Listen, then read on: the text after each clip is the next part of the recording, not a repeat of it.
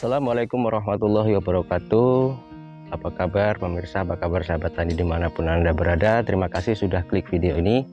Selamat datang kembali di channel saya. Di video kali ini saya ingin membahas sedikit aja, juga sharing ya, bisa buat pembelajaran kita semua. Nah, untuk kali ini adalah pembahasan adalah bagaimana sih kita bertanam. Tentunya kita sangat mengharapkan ya untuk tanaman kita itu subur. Nah, dan dari sejak awal tanam tentu kita sudah harus mempersiapkan ya beberapa hal ya untuk penunjang pertumbuhan ya di tanaman kita. Nah, di video kali ini saya akan membahas sedikit ya tentang bagaimana sih kita mempersiapkan ya lahan yang akan kita tanami ya, apapun nanti jenis tanaman kita. Tentu langkah awal adalah kita memberikan ya pupuk-pupuk dasar ataupun ya sejenisnya. Nah, yang akan saya lakukan sekarang adalah pemberian untuk sifatnya adalah dari pupuk kandang. Untuk pupuk kandang ya tentunya kita harus memperhatikan ya, terutama untuk tingkat kematangan, agar nanti kita juga bisa memastikan bahwa pupuk kandang yang akan kita gunakan itu tidak beresiko. Seperti yang kita tahu, pupuk kandang yang belum matang itu mengakibatkan ya banyak hal ya, kematian pada bibit tanaman yang kita tanam, ataupun dalam jangka panjang itu bisa menimbulkan ya berbagai macam penyakit ya, terutama yang disebabkan oleh jamur. Nah, di video kali ini saya akan sedikit ya sharing bagaimana langkah-langkah agar kita juga bisa memastikan pupuk kandang yang akan kita gunakan itu nantinya bisa diterima oleh tanaman kita. Salah satunya adalah melakukan fermentasi. Banyak fermentasi yang bisa dilakukan ya, memang perlakuan itu khusus untuk melakukan fermentasi sebelum memberikannya ke tanaman. Tapi yang akan saya lakukan sekarang adalah melakukan fermentasi di lahan.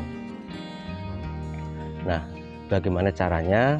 Jadi ikuti terus video ini, jangan di skip, agar kita sama-sama bisa belajar bagaimana step-stepnya, bagaimana langkah-langkahnya agar kita bisa melakukan fermentasi pupuk kandang di lahan yang akan kita tanam.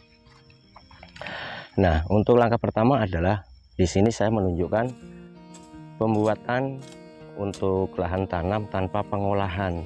Jadi saya hanya melakukan sebuah pencakulan atau pembuatan lubang pada lahan yang akan ditanami. Nah, dan di sini per lubangnya nantinya akan saya berikan sebuah pupuk, yaitu pupuk kandang. Pupuk kandang yang akan saya gunakan saat ini adalah kotoran sapi yang akan saya campur dengan kotoran ayam ya, jadi perpaduan. Untuk sahabat tani bisa menggunakan apapun ya, entah itu kotoran ayam saja ataupun kotoran kambing atau yang sejenisnya atau yang lainnya. Dengan satu syarat adalah pupuk kandang itu tidak terlalu basah ya, jadi sudah setengah matang. Nah, bagaimana untuk kita menilai bahwa pupuk kandang itu setengah matang atau masih terlalu basah? Ya, satu adalah dari tingkat bau. Untuk pupuk kandang yang masih sangat basah atau memang belum setengah matang itu tingkat kebauannya sangat tinggi ya, satu secara aroma ya, dan untuk secara fisiknya bentuknya masih banyak sekali yang menggumpal. Dari situ kita tahu bahwa tingkat kematangan penilaian untuk pupuk kandang. Ini saya membuat lubang pada lahan yang akan saya tanami, kemudian saya akan menaburkan per lubang itu dengan pupuk kandang. Jadi ini dimaksudkan untuk nantinya setelah pupuk kandang kita berikan pada lubang yang akan kita tanami, nah nantinya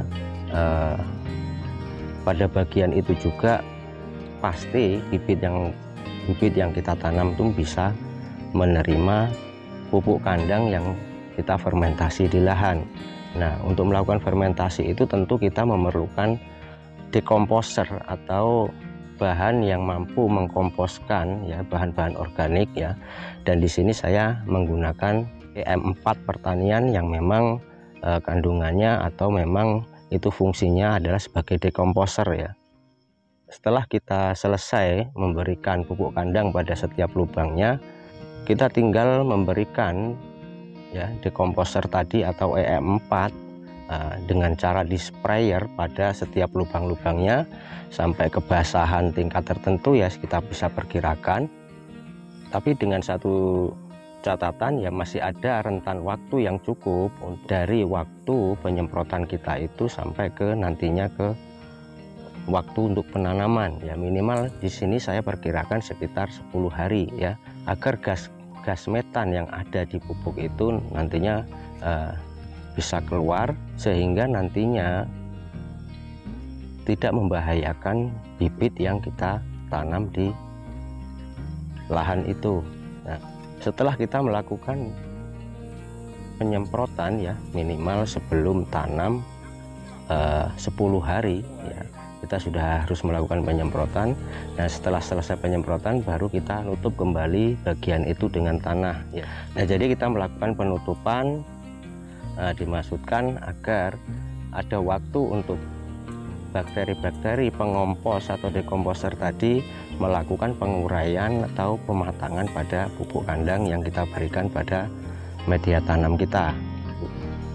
Dan setelah 10 hari waktu yang kita